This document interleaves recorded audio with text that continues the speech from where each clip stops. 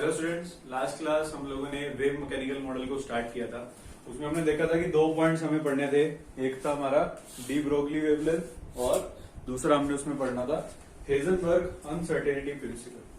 तो सबसे पहला हमने जो डी ब्रोगली का दिया हुआ ड्यूअल नेचर ऑफ मैटर को स्टडी किया था।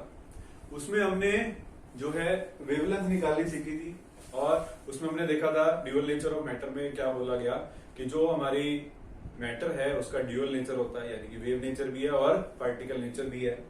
तो वेव नेचर के अकॉर्डिंग हमने उसकी जो है प्लैंक्स क्वांटम थ्योरी वाली इक्वेशन को यूज किया, that is equal to H nu, और पार्टिकल नेचर वाली हमने आइंस्टाइन इक्वेशन को यूज किया, is equal to MC square. और उन दोनों को इक्वल रख के हमने जो है हमारा वेवलेंथ और मोमेंटम के बीच में एक एक्सप्रेशन डिराइव किया था, जो कि किसके इक्वल था, lambda is equal to H upon P, या फिर जिसको हमने सिंपली क्या लिखा था, lambda is equal to H upon MV.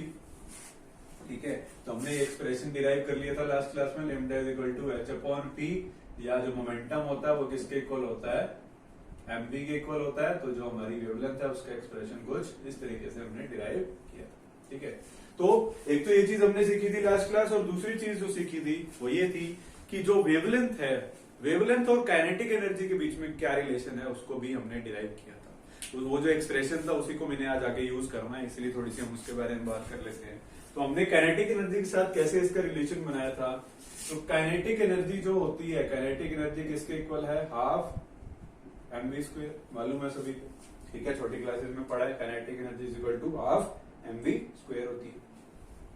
यहां से अगर मैं इस v की वैल्यू निकालूं तो इधर 2 डिवाइड में इधर लेकर के आओगे तो मल्टीप्लाई में हो जाएगा, 2 टाइम्स ऑफ काइनेटिक एनर्जी।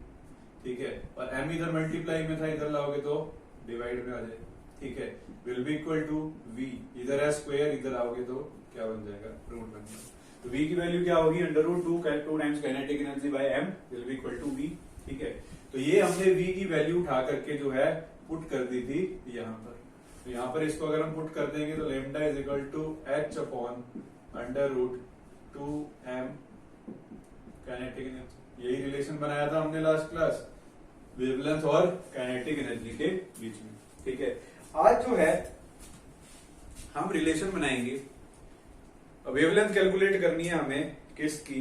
देखो, अगर आप कोई इलेक्ट्रॉन को कुछ पोटेंशियल देते हो, यानी कि कुछ वोल्टेज उसके ऊपर लगाते हो और उसको एक्सेलरेट कराते हो, ठीक है, और एक्सेलरेट कराने के दौरान जो पोटेंशियल उसके ऊपर लगाया गया है उसके थ्रू भी आप वेवलेंथ उसकी कैलकुलेट कर सकते हो। क्या कहा मैंने, दोबारा सुनिए, कि अगर आपके पास कोई इलेक्ट्रॉन है, आपने क्या किया, उसके ऊपर कुछ पोटेंशियल डिफरेंस लगाया और उसकी हेल्प से उस इलेक्ट्रॉन को हमने क्या किया, रोटेट करवा दिया, एक्सेलरेट करवा दिया। ठीक है, अब एक्सेलरेट कराने के बाद उस इलेक्ट्रॉन की जो वेवलेंथ है वो किस पर डिपेंड करेगी, कि जितनी ज्यादा वोल्टेज आप उसके ऊपर लगाते हो, कम लगाते हो, ज्यादा लगाते हो, उसी के ऊपर डिपेंड करेगी।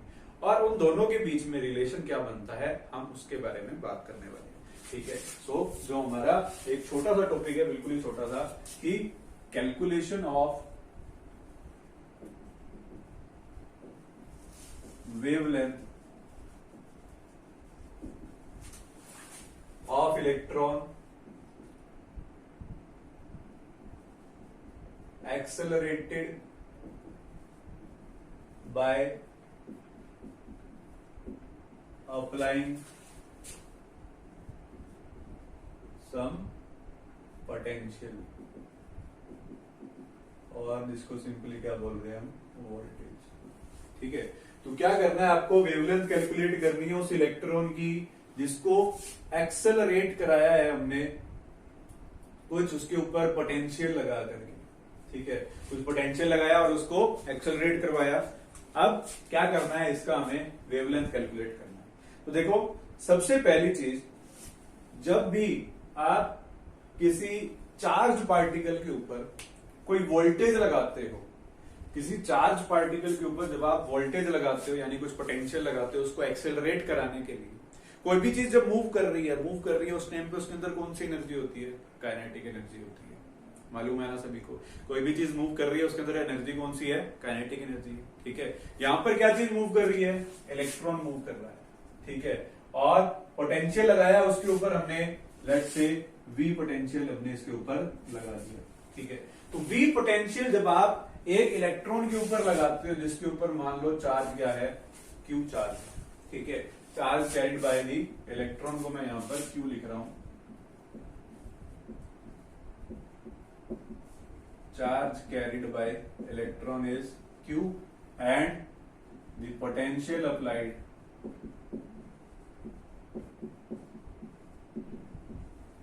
टू एक्सेलरेट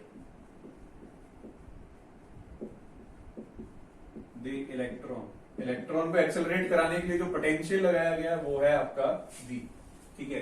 क्या बोला मैंने कि कोई एक इलेक्ट्रॉन है जो Q चार्ज कैरी कर रहा है और उस पर पोटेंशियल लगा दिया V, तो वो क्या हो गया, एक्सेलरेट हो गया, ठीक है। अब एक्सेलरेट जब हो रहा है, कोई भी चीज जब मूव करती है तो उसके अंदर एनर्जी कौन सी होती है, काइनेटिक एनर्जी, ठीक है। तो एक चीज आपने याद रखनी है यहां पर कि जब भी आप किसी चार्ज पार्टिकल के ऊपर कुछ पोटेंशियल लगाते हो तो वो जो है उसकी काइनेटिक एनर्जी अगर आप देखोगे तो वो जो है जितना चार्ज होगा उसके ऊपर और जितना वोल्टेज लगाओगे उनके प्रोडक्ट के इक्वल होती है। Very very important.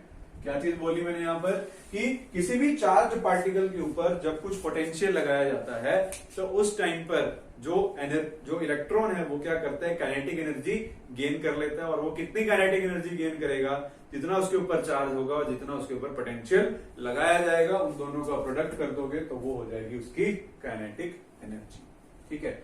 एक तो ये बात। दूसरा, अगर हम इसका रिलेशन देखें हमारे वेवलेंथ के साथ, लेमडा के साथ, या जिसे हम डी ब्रोगली वेवलेंथ भी कहते हैं, उसके साथ अगर रिलेशन देखें तो देखो यहां पर हमने लेमडा और काइनेटिक एनर्जी के बीच में एक रिलेशन बनाया था, ठीक है। तो ये काइनेटिक एनर्जी को हमने वैल्यू निकाल रखी है, बस उसी को हमने क्या करना है, यहां पर रख देना है उठा करके, ठीक है। तो हमें मालूम है, we know that lambda is equals to h upon √2m of kinetic energy.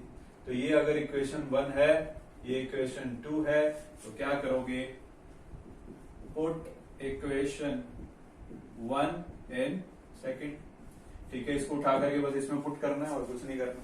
तो आपका रिलेशन क्या बन जाएगा, lambda is equal to h upon √2m, kinetic energy क्या है, चार्ज इनटू वोल्टेज, ठीक है।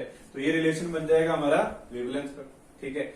अब क्या करना है आपको, यहां पर हमें ये भी मालूम है कि इलेक्ट्रॉन का मास कितना होता है, ये भी मालूम है कि इलेक्ट्रॉन पर चार्ज कितना होता है, ये भी मालूम है कि प्लैंक्स h क्या है, प्लैंक्स कांस्टेंट है, उसकी वैल्यू भी मालूम है। बचा क्या, सिर्फ वोल्टेज, जिसको आप वेरी कर रहे हो, कितनी वोल्टेज आपने लगाई है उसके ऊपर डिपेंड करेगी हमारी वेवलेंथ। तो क्या करेंगे हम, यहाँ पर m, q और h की वैल्यू को ऑलरेडी पुट कर देंगे, ताकि जो हमारे न्यूमेरिकल्स हैं उसके अंदर हमें इसको सोल्व करना थोड़ा आसान हो जाए। तो उसके लिए हमने क्या किया, इसको थोड़ा सा यहाँ पर मास ऑफ इलेक्ट्रॉन रख दिया, इलेक्ट्रॉन पर चार्ज कितना है वो भी रख दिया, और जो प्लैंक्स कांस्टेंट है उसकी भी वैल्यू हमने यहाँ पर रख दी। तो रखने के बाद जो हमारा रिलेशन बनता है वो क्या बनेगा, 1.226 into 10⁻⁻⁹ upon √v will be equal to the lambda, ठीक है।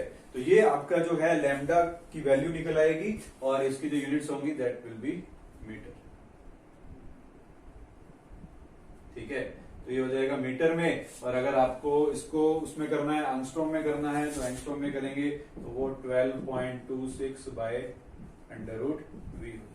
सभी को मालूम है 1 एंगस्ट्रॉम में कितने मीटर होते हैं, 10⁻⁻10।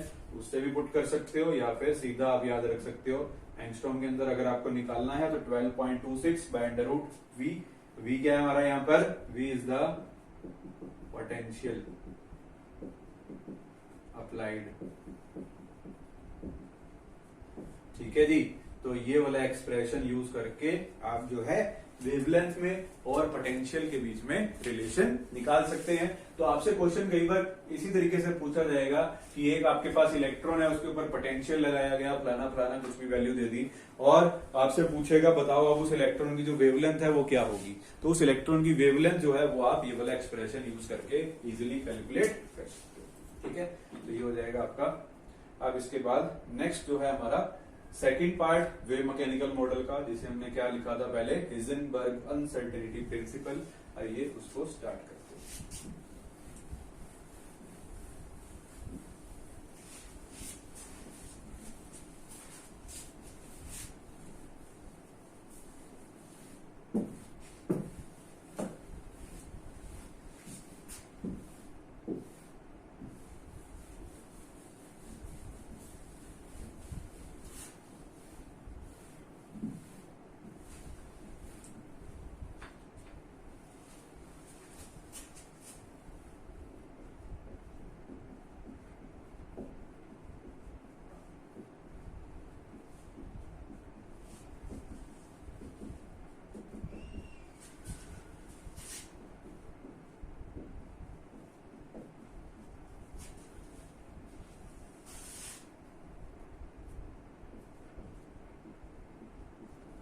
देखिए, हेजनबर्ग अनसर्टेनिटी प्रिंसिपल क्या बोलता है? हेजनबर्ग अनसर्टेनिटी प्रिंसिपल, ये डिस्कस करते हैं इसको। देखो, हेजनबर्ग नाम का साइंटिस्ट था जिसने ये अनसर्टेनिटी प्रिंसिपल दिया था। क्या बोलता है ये हेजनबर्ग अनसर्टेनिटी प्रिंसिपल? इसने क्या किया था? बोर मॉडल ऑफ एटम क्या बिल्कुल ही खत्म कर दिया था इसने, बोर मॉडल ऑफ एटम को। जो बोर मॉडल ऑफ एटम ने बोला था कि भाई इलेक्ट्रॉन जो है वो सर्कुलर पाथ में इस जगह पर घूम रहा है, ठीक है, हेजनबर्ग अनसर्टेनिटी प्रिंसिपल ने उसकी बात को बिल्कुल गलत कर दिया। हेजनबर्ग ने क्या बोला? कहते हैं कि अगर इलेक्ट्रॉन या कोई भी माइक्रोस्कोपिक पार्टिकल जो है हमारे पास, अगर किसी भी माइक्रोस्कोपिक पार्टिकल की हम पोजीशन और मोमेंटम, दो चीजें हैं, पोजीशन और मोमेंटम, जब भी किसी माइक्रोस्कोपिक पार्टिकल की हम निकालने जाएंगे एक साथ, तो वो कभी भी एक्यूरेटली नहीं बताई जा सकती, ठीक है। क्या बोला हेजनबर्ग अनसर्टेनिटी प्रिंसिपल? ये क्या कहता है? कहता है कोई भी आपके पास माइक्रोस्कोपिक पार्टिकल है, जैसे मान लो यहां पर इलेक्ट्रॉन है, इस इलेक्ट्रॉन की या कोई भी माइक्रोस्कोपिक पार्टिकल की अगर आप पोजीशन और दूसरी चीज मोमेंटम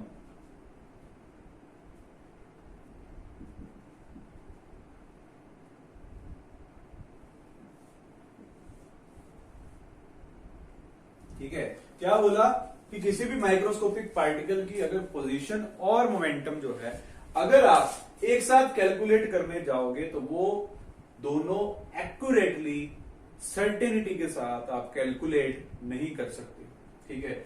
अगर इसकी एक्यूरेसी बढ़ाओगे तो इसकी एक्यूरेसी कम हो जाएगी, अगर इसकी एक्यूरेसी बढ़ाओगे तो इसकी एक्यूरेसी कम हो जाएगी, ठीक है। तो हेजनबर्ग अनसर्टेनिटी प्रिंसिपल क्या बोलता है कि किसी इलेक्ट्रॉन की पोजीशन और मोमेंटम दोनों चीजें एक ही टाइम पर बताना एक्यूरेटली पॉसिबल नहीं, ठीक है। सो आइए पहले इसका स्टेटमेंट देख लेते हैं, हेजनबर्ग अनसर्टेनिटी प्रिंसिपल क्या बोलता है, फिर इसके बाद इसको थोड़ा और देखते हैं। तो हेजनबर्ग अनसर्टेनिटी प्रिंसिपल क्या बोलता है? According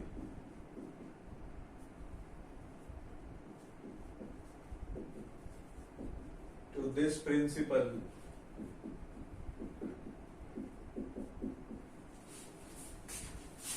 the position and momentum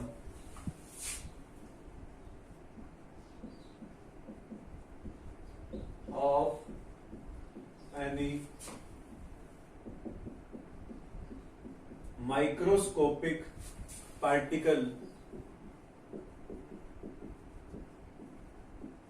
cannot be determined at a time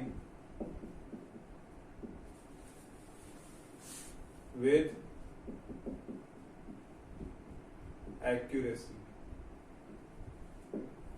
ठीक है। क्या बोल रहा है कि किसी भी माइक्रोस्कोपिक पार्टिकल की पोजीशन और मोमेंटम एक टाइम पर एक साथ नहीं बताई जा सकती विद एक्यूरेसी, उसमें कुछ ना कुछ डिफ्लेक्शन जरूर आएगा, ठीक है। और हेजनबर्ग अनसर्टेनिटी प्रिंसिपल किस चीज के ऊपर बेस्ड है, क्यों बोलता है वो ऐसी बात? ऐसा नहीं है कि उसने सिर्फ ऐसा ही उठाया और बोल दिया, कुछ उसके ऊपर उसने एक्सपेरिमेंट्स किए, उसने कैलकुलेट करने की कोशिश करी किसी माइक्रोस्कोपिक पार्टिकल की पोजीशन और मोमेंटम एक ही टाइम पर। तो क्या थे वो एक्सपेरिमेंट, आइए जरा हम भी डिस्कस कर लेते हैं, देख लेते हैं कि हेजनबर्ग अनसर्टेनिटी प्रिंसिपल किस बेसिस के ऊपर ये बात बोलता है। देखो, जैसे मान लेते हैं आपके पास ये एक माइक्रोस्कोपिक पार्टिकल इलेक्ट्रॉन है जो कि ये न्यूक्लियस के चारों तरफ यहाँ पे रिवॉल्व कर रहा है, ठीक है, आधा ही बनाऊंगा इसको मैं। इलेक्ट्रॉन जो है यहाँ पर न्यूक्लियस के चारों तरफ जो है रिवॉल्व कर रहा है। हमने क्या करना है, इसकी पोजीशन और मोमेंटम को कैलकुलेट करना है। ठीक है, तो सबसे पहले तो इसकी अगर पोजीशन को कैलकुलेट करना है तो पोजीशन को बताया कैसे जाता है, कैसे हम इसकी पोजीशन निकालते हैं कि इलेक्ट्रॉन कहां पर है।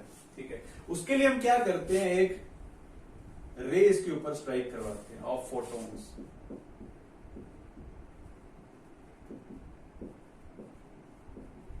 क्या करते हैं, एक फोटोन इसके ऊपर स्ट्राइक करवाएंगे इलेक्ट्रॉन के ऊपर, और इस पे स्ट्राइक करने के बाद रिफ्लेक्ट होगी ये एक पर्टिकुलर डायरेक्शन में, मान लो इस डायरेक्शन में रिफ्लेक्ट होगी।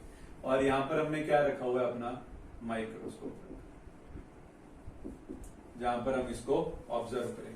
ठीक है, हम क्या करते हैं, इधर से एक इंसिडेंट फोटोन, कोई फोटोन है, इसके ऊपर इलेक्ट्रॉन के ऊपर स्ट्राइक करवाएंगे, और वहां पर स्ट्राइक करने के बाद वो एक पर्टिकुलर डायरेक्शन के अंदर रिफ्लेक्ट हो जाएगा, और जहां पर रिफ्लेक्ट होगा तो हम क्या करेंगे, वहां पर अपना माइक्रोस्कोप लेकर के बैठे हैं और उसको ऑब्जर्व कर रहे हैं। ठीक है, तो इंसिडेंट फोटोन जहां पर टकरा करके आया उसी अकॉर्डिंग जो है हम उसकी पोजीशन को डिटरमिन करेंगे। ठीक है, तो इस तरीके से हम पोजीशन को कैलकुलेट करते हैं। अब देखो पंगा क्या होता है कि जब कोई फोटोन आकर के इस इलेक्ट्रॉन पे टकराएगा, अब कोई चीज आकर के किसी पार्टिकल पे टकराएगी तो उसकी पोजीशन डिस्टर्ब हो जाएगी। ठीक है, अब ऑब्वियसली बात है ना, यहाँ पर ये मार्कर पड़ा है, अगर ये कोई चीज जैसे हाथ आया इसके ऊपर आकर के टकराया तो ये गिर जाएगा, ऑब्वियसली नीचे गिर जाएगा तो इसकी पोजीशन क्या हो जाएगी, चेंज हो जाएगी। ठीक है, गिरा नहीं है मैंने, बट इमेजिन कर लो, ऑब्वियसली बात है गिर जाएगा। ठीक है, तो इलेक्ट्रॉन पे आकर के अगर कोई फोटोन टकराता है तो वो क्या करेगा, इसको जो है इसकी जगह से हटा देगा, इसकी पोजीशन को चेंज कर देगा, और साथ के साथ उसकी जो वेलोसिटी है उसको भी चेंज करेगा। कोई चीज आकर के टकराती है तो एक बार तो उसकी वेलोसिटी चेंज होगी। ठीक है, अब जैसे ट्रक चल रहा है, ट्रक चलते चलते दीवार में टकरा गया, वेलोसिटी चेंज हो जाएगी, या पीछे से बस ने उसमें टक्कर मार दी तो उसकी वेलोसिटी चेंज हो जाएगी। ठीक है, तो कोई भी चीज जब स्ट्राइक करती है किसी पार्टिकल के ऊपर आकर के तो वो उसकी पोजीशन को भी डिस्टर्ब करता है और उसकी वेलोसिटी को भी डिस्टर्ब करता है। एक बात तो ये होगी। दूसरी चीज ये कि अगर हम इसकी पोजीशन को एक्यूरेटली बताना चाहते हैं तो उसके लिए हमें क्या करना होगा, उसको एक्यूरेटली बताने के लिए हमें जो ये इंसिडेंट फोटोन है इसकी जो वेवलेंथ है उसको मिनिमम रखना पड़ेगा।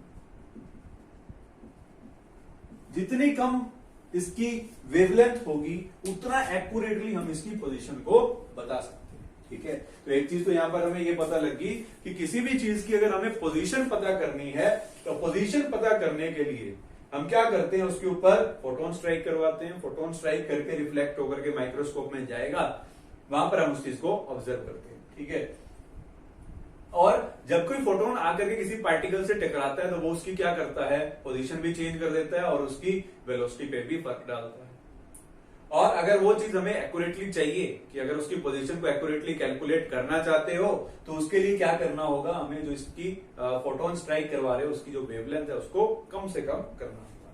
तो कम से कम वेवलेंथ वाली अगर फोटोन इसके ऊपर स्ट्राइक करेगा तो वो उसकी पोजीशन को एक्यूरेटली बता पाए। बट हमें क्या करना है, साथ के साथ हम जो हेजनबर्ग अनसर्टेनिटी प्रिंसिपल है वो दो चीजों के बारे में बात कर रहा है। एक पोजीशन तो है ही है, साथ में उसका मोमेंटम भी है। ठीक है, अब देखो अगर वेवलेंथ कम से कम चाहिए इसका पोजीशन बताने के लिए तो वेवलेंथ को अगर हमने डिक्रीज कर दिया, वेवलेंथ को डिक्रीज कर दिया तो हमें मालूम है वेवलेंथ में और हमारा जो मोमेंटम है उसके बीच में क्या रिलेशन है, lambda is equal to H upon P, या फिर सिंपली आप इसको क्या लिख सकते हो, lambda is inversely related with the momentum. ठीक है, अगर हमने वेवलेंथ को कम किया तो मोमेंटम क्या हो जाएगा, बढ़ जाएगा। ठीक है, अब इसकी पोजीशन एक्यूरेटली बताने के लिए हमें क्या करना होगा, वेवलेंथ को कम करना होगा। वेवलेंथ कम करोगे तो उसका मोमेंटम क्या हो जाएगा, इंक्रीज हो जाएगा। तो इसीलिए गड़बड़ है कि अगर हमें पोजीशन और मोमेंटम दोनों चीजें एक साथ कैलकुलेट करनी पड़ती हैं तो दोनों एक दूसरे से इंटरलिंक्ड हैं। एक को ठीक करने जाते हैं तो दूसरी गड़बड़ हो जाती है, दूसरी को ठीक करने जाते हैं तो पहले वाली चीज गड़बड़ हो जाती है। तो कहने का मतलब ये है कि अगर आप पोजीशन बताने जाओगे एक्यूरेटली तो मोमेंटम में गड़बड़ हो जाएगी, और अगर मोमेंटम को बताने जाओगे एक्यूरेटली तो पोजीशन में गड़बड़ हो जाएगी। ठीक है, और इसी के साथ हेजनबर्ग ने एक बात और बोली, इसने एक मैथमेटिकल एक्सप्रेशन दिया। उसने क्या बोला, कहते हैं कि चेंज इन पोजीशन उसको हम डेल्टा एक्स से डिनोट करते हैं, और चेंज इन मोमेंटम उसको हम डेल्टा टी से डिनोट करते हैं, will be greater than equal to H upon 4 ये हेजनबर्ग अनसर्टेनिटी प्रिंसिपल का मैथमेटिकल एक्सप्रेशन है। ठीक है, ये मैथमेटिकल एक्सप्रेशन जो है वो हमें काम में आएगा कुछ न्यूमेरिकल्स के लिए, तो इसको एज इट इज आपने याद रखना है। अब इसमें क्या है, डेल्टा एक्स क्या है, डेल्टा एक्स इज द हमारी पोजीशन, और डेल्टा पी जो है इज द मोमेंटम, या फिर इसको आप और थोड़ा डिटेल लिख लेंगे तो डेल्टा एक्स जो है वो है हमारी अनसर्टेनिटी इन पोजीशन,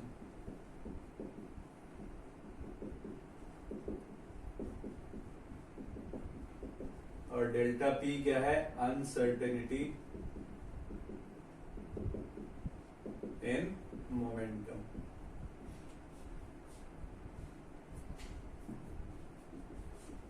तो इस तरीके से ये वाला एक्सप्रेशन यूज करके आप कुछ न्यूमेरिकल प्रॉब्लम्स को सॉल्व करेंगे। अब आपसे कई बार पूछ लेगा कि अनसर्टेनिटी इन पोजीशन बताओ, अनसर्टेनिटी इन मोमेंटम आपको दे देगा, एच आपको मालूम ही है क्या होता है, Planck's constant.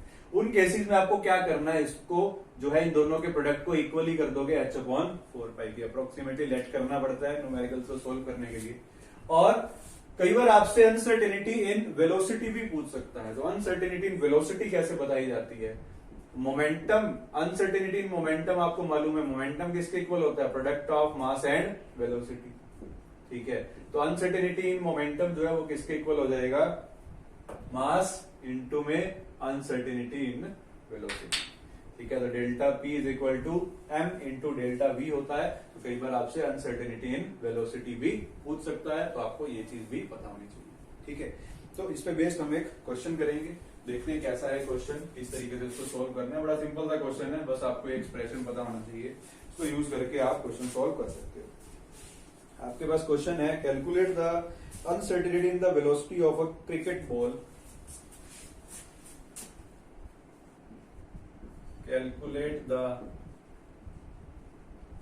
Uncertainty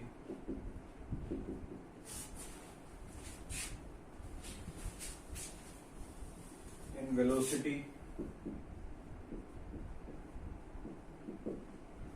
of a cricket ball of mass 150 gram if the uncertainty in its position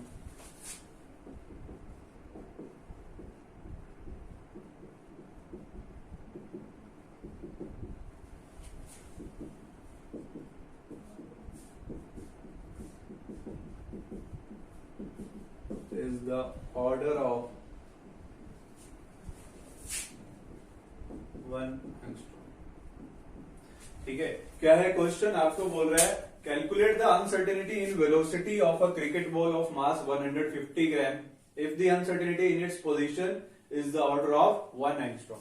तो देखो हमारा जो फॉर्मूला है वो क्या है, delta x is the uncertainty in position into delta p। delta p क्या है, uncertainty in momentum, जिसको आप फर्दर क्या लिख सकते हो, m delta v।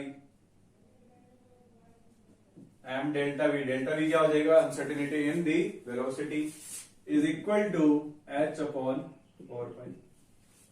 ठीक है, h क्या है हमारा, प्लैंक्स कांस्टेंट, और ये हमें निकालना है यहाँ पर डेल्टा वी। तो डेल्टा वी निकालना है, किसके इक्वल हो जाएगा, एच अपॉन 4 पाई इंटू में डेल्टा एक्स इंटू में डेल्टा वी, सॉरी एम हो जाएगा यहाँ पर, डेल्टा वी तो डेल्टा एक्स इंटू में मास। ठीक है, एच जो है, एच हमारा प्लैंक्स कांस्टेंट, प्लैंक्स कांस्टेंट की वैल्यू क्या होती है, 6.6 into 10 raise to the power -34 divided by 4 into पाई की वैल्यू क्या होती है, 3.14। डेल्टा एक्स क्या है, अनसर्टेनिटी इन पोजीशन, जो कि आपको क्या दे रखी है, 1 एंगस्ट्रॉम। ठीक है, मैंने आपको पहले भी बताया था कि जब प्लैंक्स कांस्टेंट को आप लोगे जूल पर सेकंड में, यानी कि 6.6 into 10 raise to the power -34 लोगे, तो बाकी सारी चीजें किसमें होनी चाहिए, जो वेवलेंथ है वो मीटर में होनी चाहिए, मास किलोग्राम में होना चाहिए, ठीक है। तो यहाँ पर जो अनसर्टेनिटी इन पोजीशन है उसको भी आपको किस में कन्वर्ट करना होगा, मीटर में कन्वर्ट करना होगा। तो इसको अगर कन्वर्ट करेंगे मीटर में तो 10⁻⁻10 हो जाएगा। और जो मास है, मास यहाँ पर आपको किस में दे रखा है, ग्राम में दे रखा है। ग्राम को इसको 150 ग्राम को अगर किलोग्राम में कन्वर्ट करेंगे तो 0.15 ग्राम हो जाएगा, ठीक है। अब क्या करना है नेक्स्ट, इसके बाद आपको इसको सोल्व कर लेना है। और सोल्व करने के बाद जो आपका इसका आंसर आएगा वो आ जाएगा 3.49 into 10⁻⁻24 मीटर पर सेकेंड।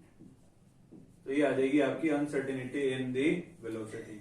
आप देख सकते हो अनसर्टेनिटी इन वेलोसिटी की वैल्यू कितनी ज्यादा कम आई है, 10⁻⁻24, ठीक है। यानी कि जो की क्रिकेट बॉल है उसके अंदर जो अनसर्टेनिटी है वो बहुत ही कम है, ठीक है। तो इसीलिए हेजनबर्ग अनसर्टेनिटी प्रिंसिपल जो है इसकी डेफिनेशन में हम लिखते हैं कि ये जो है माइक्रोस्कोपिक पार्टिकल के लिए ज्यादा इंपॉर्टेंस रखता है। यहाँ पर क्रिकेट बॉल जो है वो माइक्रोस्कोपिक पार्टिकल नहीं है, उसका मास 150 ग्राम है। तो 150 ग्राम की कोई अगर चीज होगी उसमें उसकी पोजीशन बताने में और मोमेंटम बताने में कोई हमें ज्यादा जो है उसकी अनसर्टेनिटी बहुत ज्यादा नहीं आती है, काफी कम आएगा इसका आंसर। तो आप देख सकते हो 10⁻⁻24 आया है। तो बेसिकली जो इसकी सिग्निफिकेंस है वो किसके लिए है, फॉर माइक्रोस्कोपिक, यानी कि जो इनका मास काफी ज्यादा कम होता है। तो आप यहाँ पर देख ही सकते हो कि अगर यहाँ पर मैं इलेक्ट्रॉन का मास डाल देता तो इलेक्ट्रॉन का मास डालते हैं हम 10⁻⁻31, तो ये कैंसिल होकर के इसकी कुछ अच्छी खासी वैल्यू आ जाती है, ठीक है। तो ये हो जाएगा आपका हेजनबर्ग अनसर्टेनिटी प्रिंसिपल। तो इसी के साथ आपका जो वेव मैकेनिकल मॉडल है वो खत्म होता है। इसके बाद नेक्स्ट जो है लास्ट मॉडल ऑफ एटम हमने पढ़ना है इसके अंदर, जो कि है आपका क्वांटम मैकेनिकल मॉडल। तो आइए उसको हम स्टार्ट कर लेते हैं।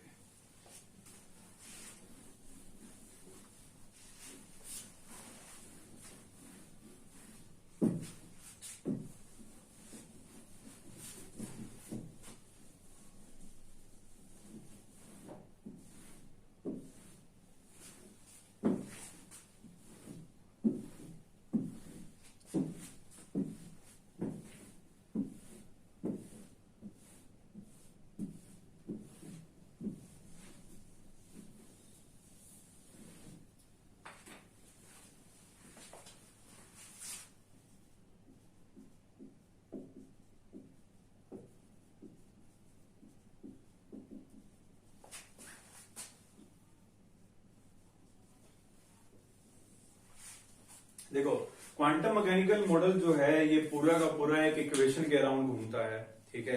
तो क्वांटम मैकेनिक्स पूरी की पूरी जो एक फिजिक्स की ब्रांच होती है, तो पूरी पूरी ब्रांच ही जो है वो एक इक्वेशन के अराउंड घूमती है। वो इक्वेशन जो है वो श्रोडिंगर नाम के साइंटिस्ट ने दी थी, और उस इक्वेशन को हम क्या बोलते हैं, श्रोडिंगर वेव इक्वेशन बोलते हैं।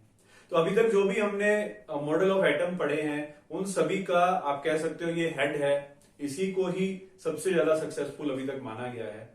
तो हर मॉडल ऑफ एटम में जो है, चाहे बोर की बात हो, चाहे वेव मैकेनिकल मॉडल हो, चाहे आपका पहले वाला रदरफोर्ड वाला मॉडल हो, हर एक चीज वहां पर श्योरिटी के साथ कही गई थी कि जो इलेक्ट्रॉन है वो यहां पर है, जो प्रोटॉन और न्यूट्रॉन है वो यहां पर है, ठीक है। बट जो क्वांटम मैकेनिकल मॉडल है ये क्या बात करता है, ये किसी भी चीज की श्योरिटी के बारे में बात नहीं करेगा, ठीक है। तभी ये ज्यादा सक्सेसफुल है, ठीक है। जो हमने हेजनबर्ग अनसर्टेनिटी प्रिंसिपल पढ़ा, हेजनबर्ग ने क्या बोला कि किसी भी माइक्रोस्कोपिक पार्टिकल का मोमेंटम और पोजीशन एक ही टाइम पर एक्यूरेटली बताना पॉसिबल नहीं है, ठीक है। तो क्वांटम मैकेनिकल मॉडल जो है उसी के ऊपर, उसी से उसने एक बात सीखी है कि जब कोई चीज बिल्कुल एक्यूरेसी के साथ नहीं कही जा सकती तो उसको बिल्कुल श्योरली बोलिए ही मत, आप वहां पर डील कीजिए किसके साथ, प्रोबेबिलिटी के साथ, ठीक है। तो ये बात करेगा सिर्फ आपके प्रोबेबिलिटी ऑफ इलेक्ट्रॉन के बारे में कि जो इलेक्ट्रॉन है उसके मिलने की संभावना जो है वो कहां पर सबसे ज्यादा है, ठीक है। ये बात करता है उसके बारे में। तो सबसे पहले आइए हम देख लेते हैं कि वो जो वेव इक्वेशन है जिसके ऊपर पूरी क्वांटम मैकेनिक्स बेस्ड है वो वेव इक्वेशन क्या है। उस वेव इक्वेशन को हम क्या बोलते हैं, श्रोडिंगर वेव इक्वेशन।